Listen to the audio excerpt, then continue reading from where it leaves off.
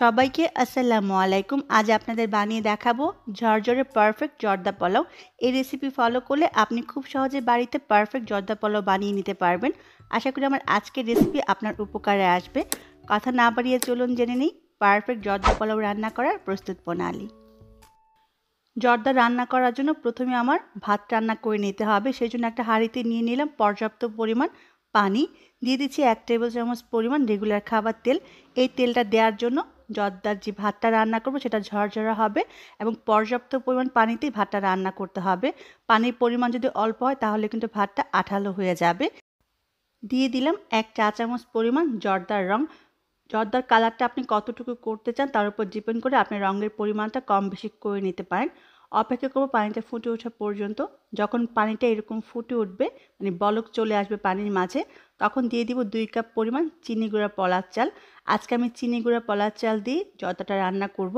আপনি বাসমতি চাল দিয়ে যদি জর্দাটা রান্না করতে চান তাহলে আমার চ্যানেলে পারফেক্ট জর্দার একটা রেসিপি আছে, ডেসক্রিপশন বক্সে আমি লিঙ্কটা দিয়ে দিব। এবার অপেক্ষা করব চালটা ফুটে ওঠা পর্যন্ত। আমি আজকে চালটা 80 থেকে 90% সেদ্ধ করব। সেজন্য ঘড়ি ধরে 7 মিনিট আমি পলার চালটাকে রান্না করে নিব। ফিরে আসবো 6 থেকে 7 মিনিট পরে। ফিরে এলাম 6 মিনিট পরে। এবার আমি চেক করে নেব চালটা কতটুকু ফুটেছে। একটু খেয়াল করে দেখুন, হাতে নিয়ে এভাবে চাপ দেওয়ার পরে ভিতরে একটু সাদা দেখা যাচ্ছে, তার মানে পলার চালটা আমার 80 থেকে 90% সেদ্ধ হয়ে গেছে। এবার আমি চুলা থেকে উঠিয়ে নিব। চুলা থেকে উঠে পানিটা ছেঁকে ফেলবো। পানিটা ছেঁকে ফেলার পরে যে গরমটা থাকবে সেই গরমেই কিন্তু বাকি 10% চালটা ফুটে উঠবে। এবার আমি জর্দাটা রান্না করার জন্য চুলায় একটা হাঁড়ি বসিয়ে দিলাম। দিয়ে দিচ্ছি 1 কাপ পরিমাণ চিনি। আপনি জর্দা বেশি মিষ্টি পছন্দ করলে আরও হাফ কাপ পরিমাণ চিনি বাড়িয়ে দিতে পারেন। এবার দিয়ে দিব হাফ কাপ পরিমাণ পানি। চিনি যতটুকু তার অর্ধেক দিব পানি। এবার দিয়ে দিয়েছি হাফ কাপ পরিমাণ কমলার জুস। এবার দিয়ে দিব 3 টেবিল চামচ পরিমাণ ঘি। জর্দা রান্নায় অবশ্যই ঘিটা ব্যবহার করবেন, এতে খুব সুন্দর একটা ফ্লেভার আসবে। পারফেক্ট জর্দা ঝরঝরে হওয়ার জন্য পানি আর চিনি রেশিওটা কিন্তু মোস্ট ইম্পর্টেন্ট।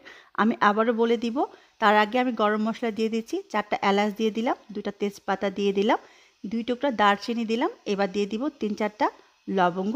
এবার খুব ভালো করে নেড়ে মিশিয়ে নিব এবং অপেক্ষা করব পানিটা ফুটে ওঠা পর্যন্ত। যখন পানিটা ফুটে উঠবে তখন এর মাঝে আমি যে জর্দার ভাতটা রান্না করে রেখেছিলাম সেই ভাতটা দিয়ে দিব। আমি আবারও বলে দিচ্ছি, জর্দা রান্না করার জন্য যতটুকু চাল ব্যবহার করবেন ঠিক তার অর্ধেক চিনি ব্যবহার করবেন। তবে আপনি মিষ্টি বেশি পছন্দ করলে সামান্য একটু বাড়িয়ে দিতে পারেন চিনির পরিমাণটা। চিনি যতটুকু নেবেন ঠিক তার অর্ধেক পানি ব্যবহার করবেন। এই রেশিওতে জর্দা রান্না করলে জর্দাটা একেবারে পারফেক্ট ঝরঝরা হবে। খুব ভালো করে নেড়ে মিশিয়ে নিলাম। এবার চুলা আঁচটা মিডিয়াম আর লোয়ের মাঝামাঝি করে ঢেকে দিব 10 থেকে 12 মিনিটের জন্য। ফিরে আসব 10 থেকে 12 মিনিট পরে।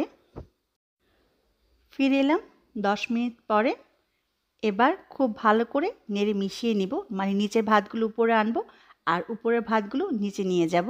খুব ভালো করে এভাবে নেড়ে মিশিয়ে নিব। খুব ভালো করে নেড়ে মিশিয়ে নেওয়া হয়ে গেলে এর মাঝে ড্রাই ফ্রুট ব্যবহার করব। এটা হচ্ছে গাজরের মোরব্বা। এই মোরব্বাটা ঘরে বানানো, কী করে বানানো যায় তার রেসিপি কিন্তু আমার চ্যানেলে আছে, আমি ডেসক্রিপশন বক্সে লিঙ্কটা দিয়ে দিব। আমি সেই গাজরের মোরব্বাটা এর মাঝে দিয়ে দিলাম। আপনি আপনার পছন্দ মতো যে কোনো মোরব্বা এখানে ব্যবহার করতে পারবেন। এখানে আমি আরও কিছু মোরব্বা ব্যবহার করব। আপনি আপনার পছন্দ মতো যে কোনো মোরব্বা আপনি এই জর্দার মাঝে ব্যবহার করতে পারবেন। চাইলে বাজার থেকে কিনে এনেও ব্যবহার করতে পারবেন, আবার ঘরেও বানিয়ে নিতে পারবেন। আমার চ্যানেলে মোরব্বার রেসিপি আছে, আমি ডেসক্রিপশন বক্সে লিঙ্কগুলো দিয়ে দিব। এখানে আপনি আপনার পছন্দ মতো যে কোনো বাদাম ব্যবহার করতে পারেন। আমি চীনা বাদাম, কাজু বাদাম, কাঠবাদাম এবং কিশমিশ দিয়ে দিয়েছি এবং পরিমাণটাও কিন্তু আপনি আপনার স্বাদ অনুযায়ী কম বেশি করে নিতে পারেন। তবে জর্দাতে বাদাম এবং মোরব্বার পরিমাণটা বেশি দিলে কিন্তু খেতে অনেক ভালো লাগে। খুব ভালো করে নেড়ে মিশিয়ে বাদামগুলো জর্দার সাথে মিশিয়ে নিব। খুব ভালো করে নেড়ে মিশানো হয়ে গেলে আর 1 টেবিল চামচ ঘি দিয়ে দিব।